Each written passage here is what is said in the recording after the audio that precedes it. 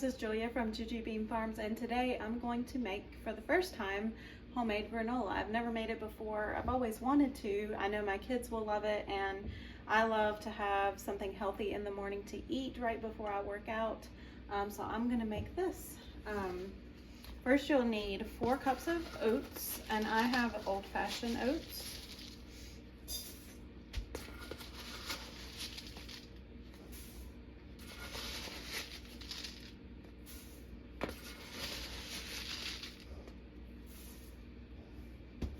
And then you'll need almonds. I think the recipe called for like a cup and a half of almonds. You can add whatever nuts that you want. This recipe is very versatile. You can add pretty much anything in this that you would find in a granola, but I chose almonds. So I'm just gonna add this whole bag of almonds. It says it's 1.5 cups. And you want to add a teaspoon of kosher salt.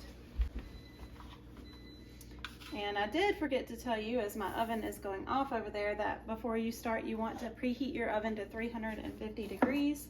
And then you want to line a baking sheet with parchment paper to have that ready for your granola. So we have our oats, our almonds, a teaspoon of salt. We're going to do a half a teaspoon of cinnamon. Well, the recipe calls for half a teaspoon. I'm gonna just go ahead and put a whole teaspoon because I like cinnamon. And then we are going to stir all of this together. Of course, I didn't get anything to do that with.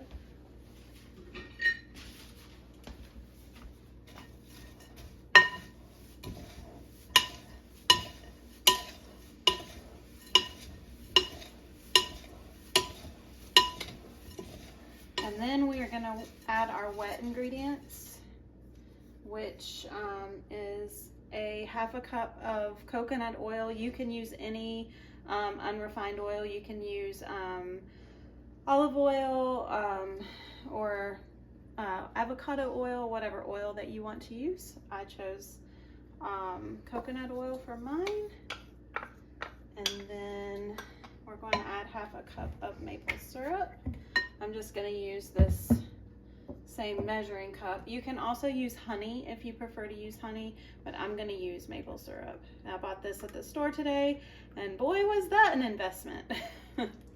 Maple syrup is not cheap, but I guess if you know what goes into making maple syrup, you could appreciate that price a little bit more. And then a teaspoon of vanilla.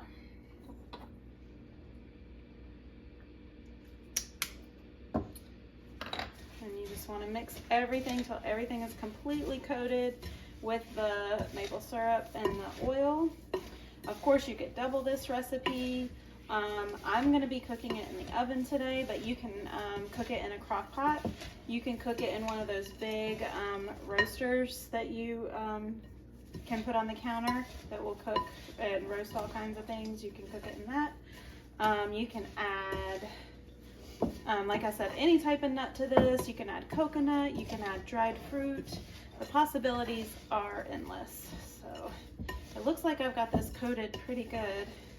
Part of me almost wishes that I doubled the recipe, but I didn't know if the doubled recipe would fit on my baking, or my baking sheet, because I've not made this before.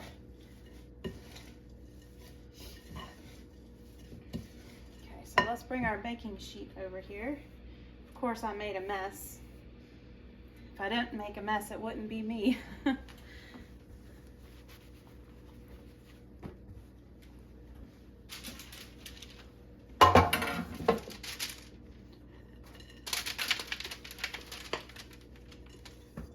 it's probably a good idea that I didn't double this because you want to be able to spread this out pretty good so it will cook evenly.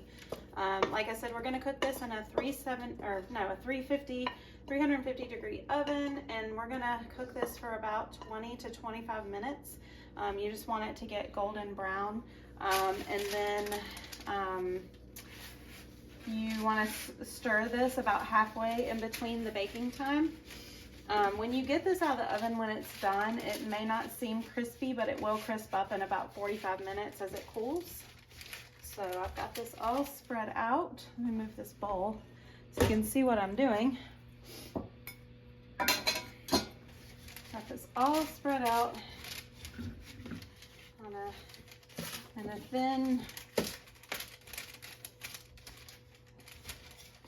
thinly on this cookie sheet, and then we're gonna just pop this in the oven, and I will be back when we stir it about halfway through.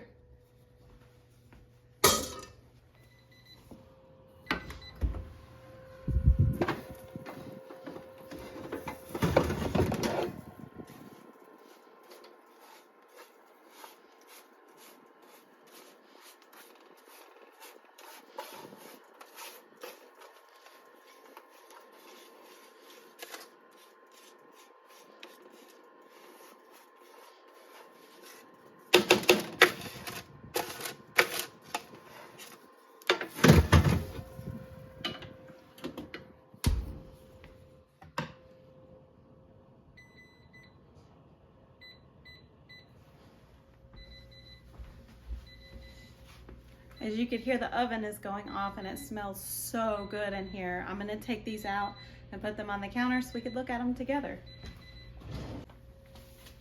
Oh, it looks so good. They're golden brown. Oh, I probably need to put one of these underneath them. They're golden brown, and most things when they're baking, if you smell them, you know that they're done. This has smelled up my whole house in the last few minutes. It looks really good. I can hear it sizzling, and I'm just gonna let it sit here and cool for about 45 minutes, and then I'm going to kind of crush it up into little chunks. You do want to store this in an airtight container. You can put it in a glass jar with a lid. You can put it in Ziploc bags. You can even put it in a big plastic container like this. You just want it to be in an airtight container. So I can't wait to have this with yogurt as parfaits, just as a bowl of cereal, as a topping on my oatmeal. There are many ways that you can use granola, and it's so good. Granola is one of my favorite things. One thing that I meant to do and I forgot to do is see if it was possible to put some protein powder into this mix and how that would turn out. So when I make granola again, I may try that or look it up and see if that's something possible to add a little bit more protein.